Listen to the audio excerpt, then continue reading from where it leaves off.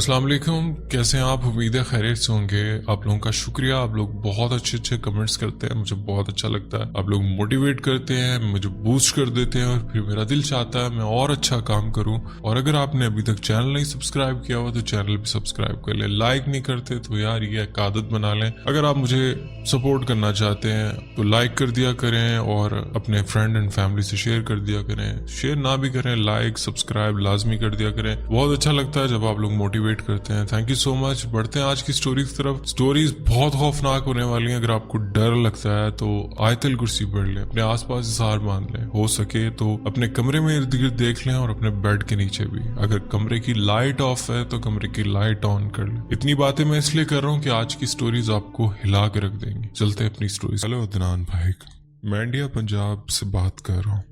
मैं एक सिख बरादरी से ताल्लुक़ रखता हूँ। जैसे कि हालिया सूरत हाल में दरिया रावी की वजह से पाकिस्तान में भी फ्लड आया, उसी तरह इंडिया में हमारे पंजाब की कुछ इलाके में जहाँ पर पूरी तरह से फ्लड आया, इसने यहाँ पर भी काफ़ी तबाही मचाई। और इसके बाद आपके पाकिस्तान में मैं एक ट्रक ड्राइवर हूँ। मैं अपनी शनाख्त छुपाऊंगा क्योंकि मेजॉरिटी ट्रक ड्राइवर्स आपको सुनते हैं। और मुझे एक दोस्त ने जो कि एक ट्रक ड्राइवर है, उसी ने आपका चैनल रिकमेंड किया था। किसी वजह से मैं नहीं चाहूँगा कि मेरी शिनाख्त पता चले। क्योंकि फ्लड आया, मेरे मामू एक कनाडा में होते हैं, उनकी पूरी फैमिली, वो अपनी पूरी फैमिली के साथ कनाडा में सेटल्ड है। इनका गांव में एक घर था जो इंतहाई खूबसूरत है। अब चूँकि उन्होंने अपनी सारी उम्र बाहर गुजारी है और बहुत कुछ कमाया भी, तो गांव में उनका वो घर अलग ही नज़र आता। वो बहुत छोटा गांव है, इतने ज़्यादा घर नहीं बने हुए हैं। जब फ्लड आया तो गवर्नमेंट ने वो नकल मकाने के लिए हमें मजबूर किया और कहा कि एक घर छोड़कर चले जाओ। हम सारे लोग नकल मकाने के लिए शहर की तरफ आ गए। मामू को जब बताया गया कि गांव में सैलाब आया, मामू ने कहा कि मेरा सामान बड़ा कीमती उस घर में पड़ा है, तुम एक काम करो, अपना ट्रक ले जाओ और जाकर मेरा सामान उठाकर शहर मुंतकिल कर दो। फिलहाल मेरा सामान सेव करो, जिसमें इलेक्ट्रॉनिक आइटम जो बहुत इंपॉर्टेंट थे, जो मामू ने बाहर से मंगवा रखे थे, बड़े कीमती सोफे वगैरह थे। गली के कुछ लड़के जो मेरे दोस्त यार थे, मैंने उन्हें कहा कि तुम्हें दिहाड़ी भी दूंगा, चलो मिलके चलते हैं, सामान उठा कर ले आते हैं। काफ़ी लोग मुतासिर हो गए थे, लेकिन ये है कि किसी का जानी नुकसान नहीं हुआ था, सिर्फ लोगों के घर डूब गए थे। वो इलाका टाइमली वहाँ से खाली करा लिया गया था। अब हम इंतज़ार में थे कि जब पानी कम हो तो हम जाके सामान उठाएं। सैलाब आए हुए एक हफ्ता गुजर चुका था। एक हफ्ते बाद हम लोगों ने जायज़ा लिया कि पानी का लेवल थोड़ा कम हुआ है। गवर्नमेंट की तरफ से सख्ती से मना था उन एरियाज़ में जाने से, क्योंकि गवर्नमेंट की तरफ से ही पहले वो जगह खाली करा ली गई थी। खैर तकरीबन एक हफ्ते बाद हम लोग जब जायज़ा लेते हैं तो बस इतना था कि ट्रक का आधा टायर पानी के अंदर था और आधा बाहर। ट्रक का साइलेंसर भी नहीं डूब रहा था। अब हमारी ज़िंदगी गुजर चुकी है उन रास्तों पर गाड़ी चलाते हुए, ट्रक चलाते हुए, तो हमें इतना आइडिया था कि रोड कहाँ है और हमें किस रास्ते पर जाना है और कहाँ पे उस गांव में पक्के रोड थे। तो हम समझ गए कि अब हम इजी जा सकते हैं। या मैं आपको एक बात बताना भूल गया, मेरे मामू के घर के साथ एक घर है जो बहुत हॉन्टेड माना जाता है।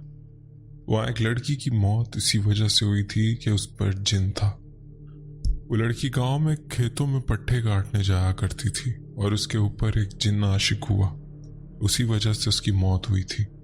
हम अपने मामू के घर भी उसी वजह से नहीं जाते थे, क्योंकि जब उस लड़की पर जिन था तो मैंने उस लड़की को देखा था। हम मामू की छत पर थे तो वो लड़की छत पर इधर से उधर भाग रही थी, कलाबाजियां खा रही थी, उल्टी कलाबाजियां। वो लड़की बहुत पोजेस्ड हो गई थी।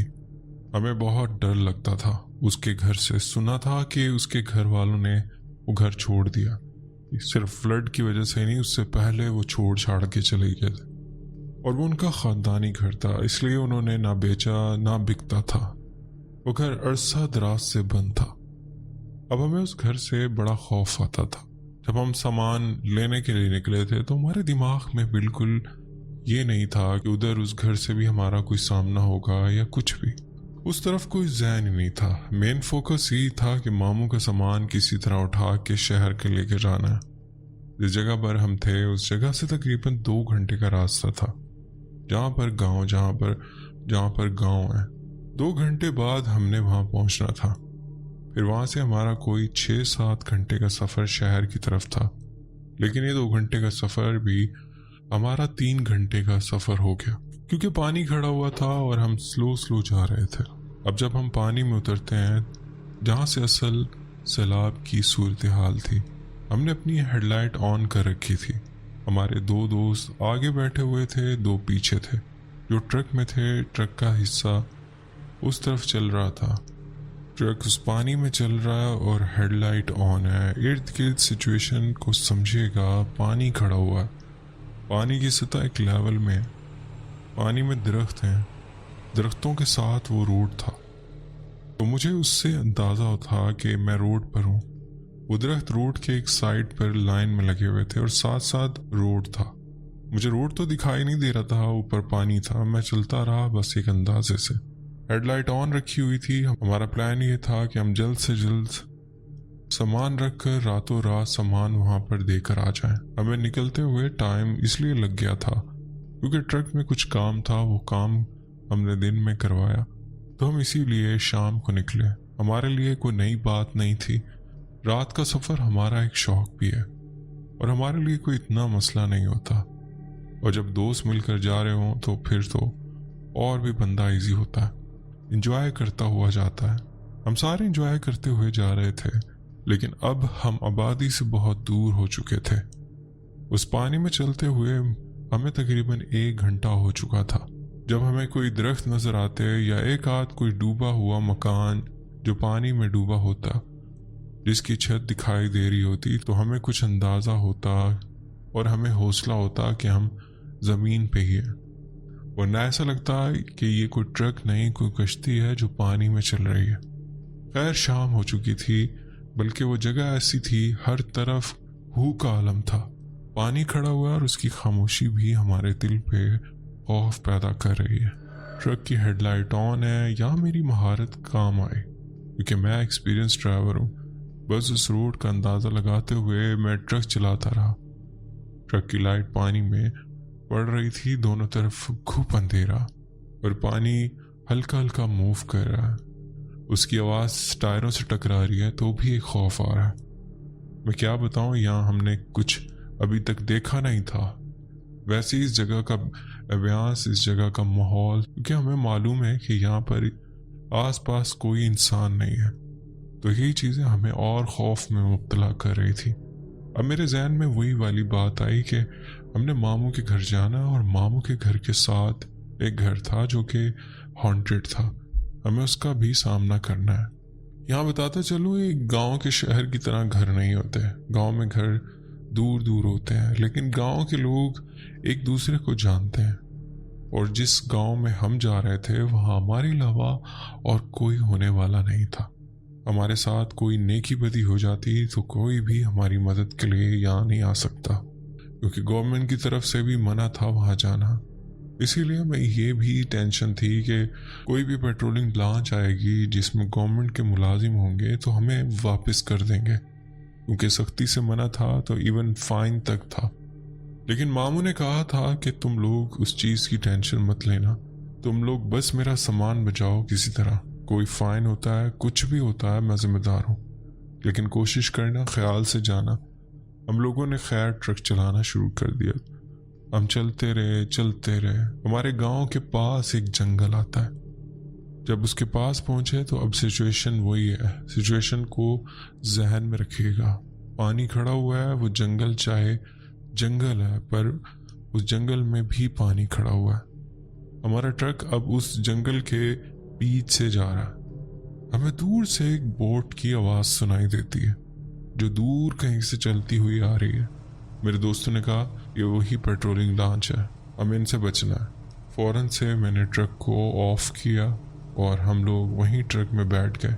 अब वो जो जंगल था उसमें वैसे ही हम दिन में जाते हुए भी डर लगता था, क्योंकि वो दिन में भी इतना वीरान होता था कि बहुत कम गाड़ियाँ, क्योंकि गांव के कितने लोग होते हैं और किसी को ज़रूरत के टाइम अगर जाना होता था तो शादिर व नादिर हमें वहाँ पर कोई गाड़ी नज़र आती थी।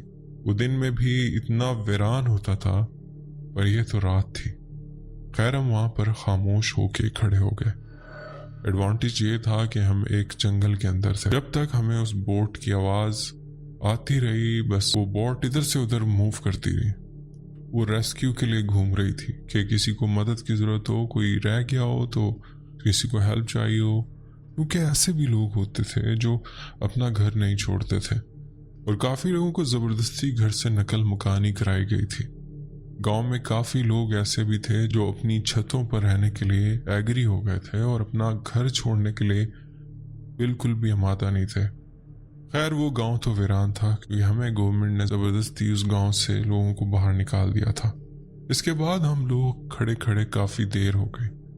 अब ऐसे लगता जैसे वो बोट अभी यहीं पे है। काफी देर उसकी आवाज आती है। ये डर भी था कि बोट हमारे पास ना आ जाए और फिर वो हमें फाइन अलग करेंगे और हमें वापस भी कर देंगे। अब इतने में जो पीछे हमारे दोस्त थे, उन्होंने एक शोर मचाना शुरू कर दिया।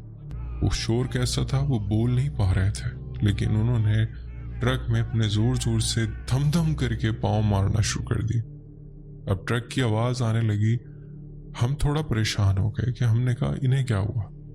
ट्रक के विंडो से मुंह बाहर निकाल के देखा तो एक दोस्त ने कहा कि यार वो उधर पानी में ना एक शख्स खड़ा हुआ, अंधेरे में हमें दिखाई दिया, वाइट कलर के कपड़े पहने हुए। जब हमने उस शख्स को देखा वो हमें ही देख रहा था। वो पूरा भीगा हुआ था। हमने समझा कि शायद किसी को हेल्प की जरूरत है, तो हमने उसे इशारा किया, क्योंकि हम बोल नहीं सकते थे पेट्रोलिंग लॉन्च की वजह से। तो थोड़ी देर बाद जब हम उसे इशारा कर रहे हैं, वो खामोश खड़ा हमें देखता रहा।